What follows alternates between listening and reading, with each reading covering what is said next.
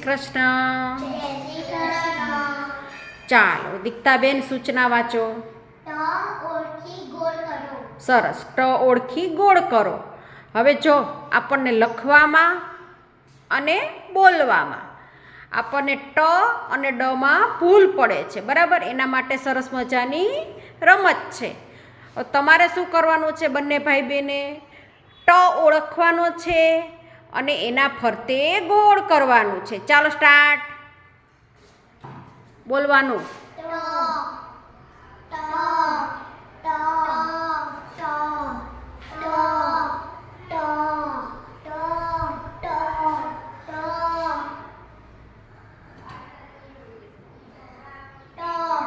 સરસ.